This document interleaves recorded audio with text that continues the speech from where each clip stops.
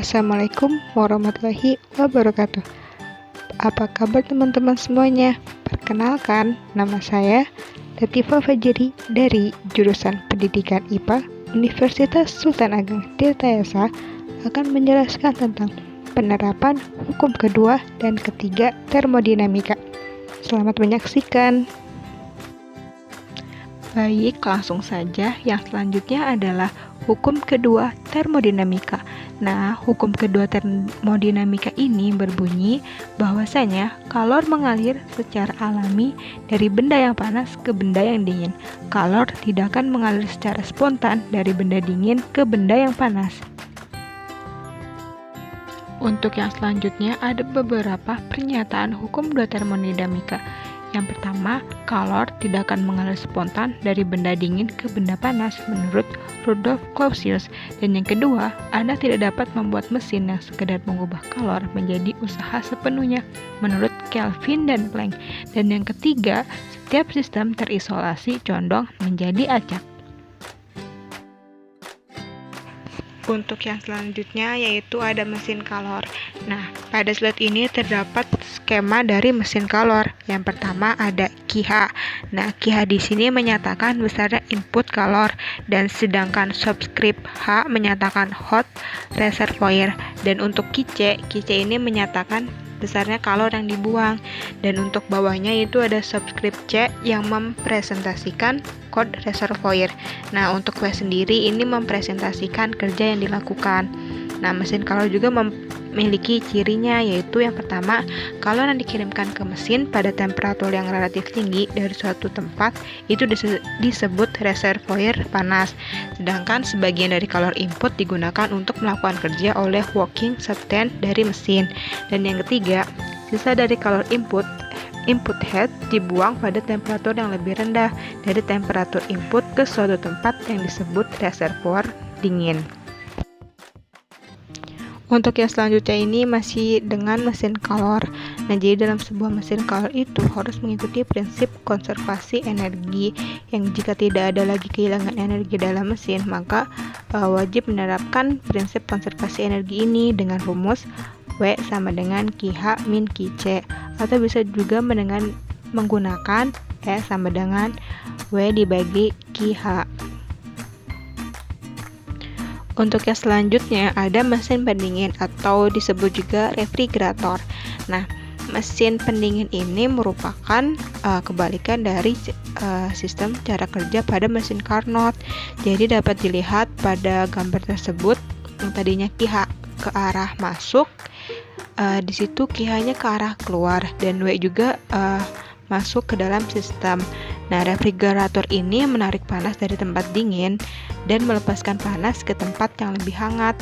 Di situ juga terdapat rumus, jadi QH ditambah QC dikurangin W sama dengan 0. Atau bisa juga menggunakan tanda mutlak, artinya QH sama dengan QC ditambah W. Jadi persamaan itu merupakan hubungan nilai mutlak yang berlaku untuk mesin kalor dan pendingin.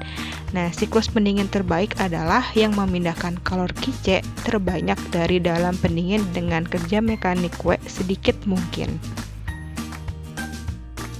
Untuk yang selanjutnya terdapat siklus Carnot. Jadi siklus Carnot ini merupakan proses termodinamika yang dialami oleh zat kerja atau disebut juga working substance pada mesin Carnot. Nah, terdapat di bawah ini terdapat gambar siklus Carnot. Nah, ada 4 tahapan. Yang pertama dari A ke B ini merupakan proses pemuaian isotermal pada suhu T1. Nah, pada proses ini sistem menyerap kalor Q1 dari reservoir bersuhu tinggi dan melakukan usaha. Yang selanjutnya ada dari proses B ke C, ini merupakan pemuaian adiabatik. Jadi selama proses ini suhu sistem turun dari T1 menjadi T2 sambil melakukan kerja. Terus ada proses C ke D, ini merupakan pemampatan isotermal pada suhu T2. Dan yang keempat ada proses D ke A, ini merupakan pemampatan adiabatik. Jadi selama proses ini suhu sistem naik dari T2 menjadi T1 akibat menerima usaha dari D ke A. Selanjutnya ada prinsip mesin Carnot. Yang pertama, Sebuah mesin kalor akan memiliki efisiensi maksimum jika prosesnya bersifat reversibel. Yang kedua, suatu proses reversibel adalah suatu keadaan di mana kedua sistem dan lingkungannya dapat kembali ke keadaan semula. Dan yang ketiga, tujuan dari mesin kalor adalah perubahan panas menjadi kerja dengan efisiensi sebesar mungkin.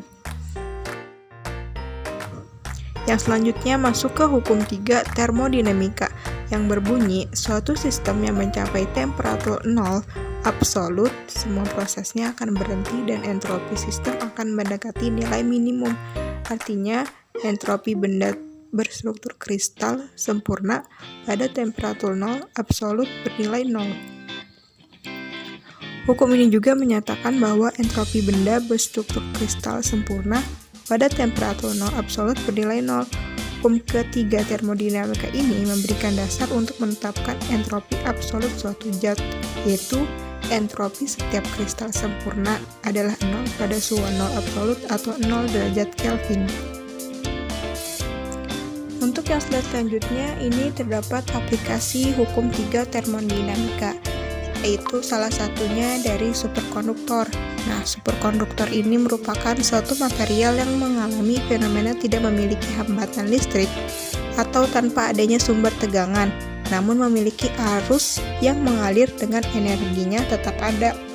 Nah, superkonduktor ini terdapat dua tipe, yaitu superkonduktor tipe 1 dan superkonduktor tipe 2. Cirinya itu kalau superkonduktor tipe 1, pasangan elektronnya bergerak sepanjang terowongan penarik yang dibentuk ion-ion logam yang bermuatan positif. Sedangkan pada superkonduktor tipe 2, ini akan menolak medan magnet yang diberikan, namun perubahan sifat kemagnetan tidak tiba-tiba tetapi secara bertahap. Untuk yang selanjutnya terdapat beberapa penerapan hukum 3 termodinamika dalam kehidupan sehari-hari. Yang pertama ada kabel listrik. Nah, kabel listrik ini menggunakan prinsip superkonduktor, yaitu energi listrik tidak akan mengalami disipasi karena hambatan pada bahan superkonduktor bernilai 0, sehingga penggunaan energi listrik akan semakin efektif. Yang kedua ada kereta maglev. Nah, kereta maglev ini menggunakan prinsip kerja yang memanfaatkan gaya angkat magnetik pada relnya sehingga terangkat sedikit ke atas. Kereta ini mampu melaju dengan kecepatan sampai 650 km per jam. Untuk yang selanjutnya terdapat superkomputer. Superkomputer ini merupakan komputer yang memimpin di dunia dalam kapasitas proses, terutama kapasitas dalam kecepatan penghitungan. Nah, pada awal perkenalannya, superkomputer ini diperkenalkan di tahun 1960-an dan didesain oleh Seymour Cray di Control Data Corporation atau CDC. Cukup sekian yang dapat saya sampaikan, kurang dan lebihnya mohon maaf. Wassalamualaikum warahmatullahi wabarakatuh.